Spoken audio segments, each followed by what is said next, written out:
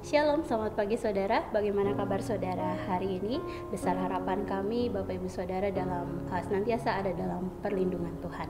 Bapak Ibu Saudara sekalian, pagi hari ini kita akan kembali merenungkan firman Tuhan yang diambil dari Lukas 11 ayat 37 sampai 54. Demikian firman Tuhan. Saya akan bacakan bagian perikop ini bagi kita semua. Ketika Yesus selesai mengajar, seorang Farisi mengundang dia untuk makan di rumahnya. Maka masuklah ia ke rumah itu, lalu duduk makan. Orang Farisi itu melihat hal itu dan ia heran, karena Yesus tidak mencuci tangannya sebelum makan. Tetapi Tuhan berkata kepadanya, "Kamu orang-orang Farisi, kamu membersihkan bagian luar dari cawan dan pinggan, tetapi bagian dalammu penuh rampasan dan kejahatan. Hai orang-orang bodoh, bukankah dia yang menjadikan bagian luar, dia juga yang menjadikan bagian dalam? Akan tetapi berikanlah isinya sebagai sedekah, dan sesungguhnya semuanya akan menjadi bersih bagimu.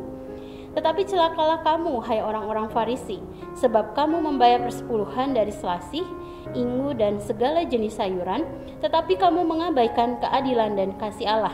Yang satu harus dilakukan, dan yang lain jangan diabaikan. Celakalah kamu, hai orang-orang Farisi, sebab kamu suka duduk di tempat terdepan di rumah ibadat dan suka menerima penghormatan di pasar. Celakalah kamu, sebab kamu sama seperti kubur yang tidak memakan tanda, orang-orang yang berjalan di atasnya tidak mengetahuinya." Seorang dari antara ahli-ahli Taurat itu menjawab dan berkata kepadanya, "Guru, dengan berkata demikian, engkau menghina kami juga." Tetapi ia menjawab, "Celakalah kamu juga, hai ahli-ahli Taurat, sebab kamu meletakkan beban-beban yang tidak terpikul pada orang, tetapi kamu sendiri tidak menyentuh beban itu dengan satu jari pun. Celakalah kamu, sebab kamu membangun makam nabi-nabi, tetapi nenek moyangmu telah membunuh mereka.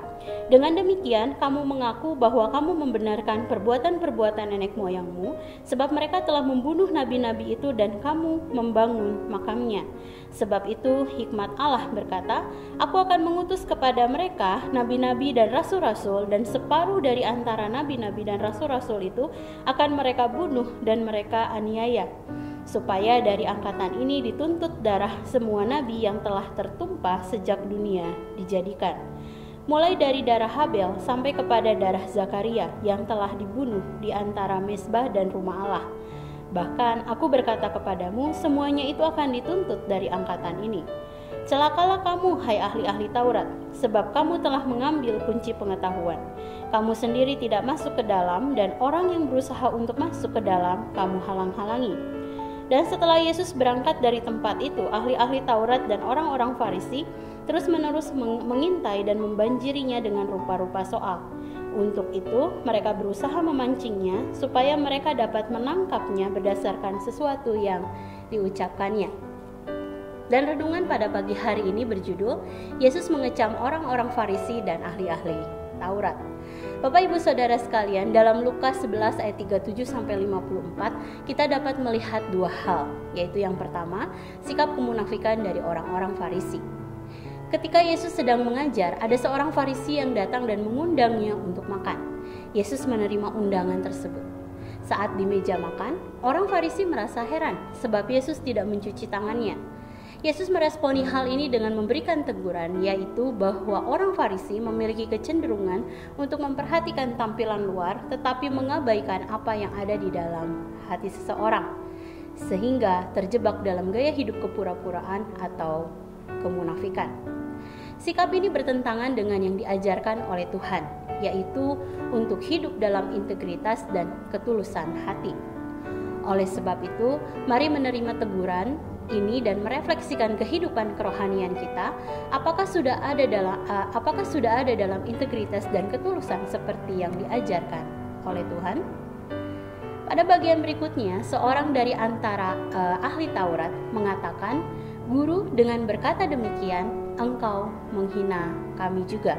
Ini adalah hal kedua yang dapat kita pelajari di dalam perikop ini, yaitu berkaitan dengan sikap ahli Taurat yang merasa Yesus sedang menghina dia. Pernyataan ini dapat berarti bahwa ahli Taurat sebenarnya memiliki sikap hati yang memandang diri sendiri benar, sehingga ia merasa tersinggung dan marah saat Yesus menegurnya. Sikap ini bisa saja ada dalam hati kita. Sikap hati yang sombong dan menganggap diri paling benar sehingga tidak dapat menerima koreksi dan teguran dari orang lain. Oleh sebab itu, mari berdoa dan meminta Roh Kudus untuk melembutkan hati kita agar dapat hidup dalam sikap rendah hati. Saudara, mari sejenak kita merenungkan firman yang baru saja kita dengar.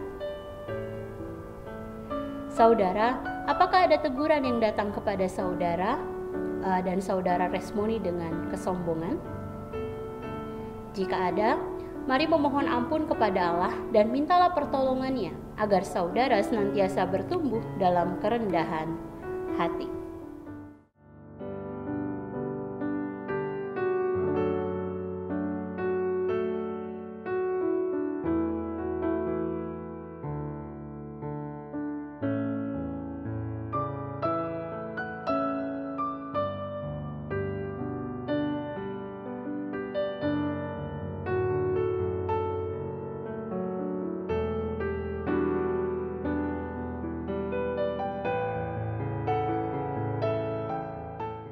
Demikian firman Tuhan hari ini. Mari kita berdoa.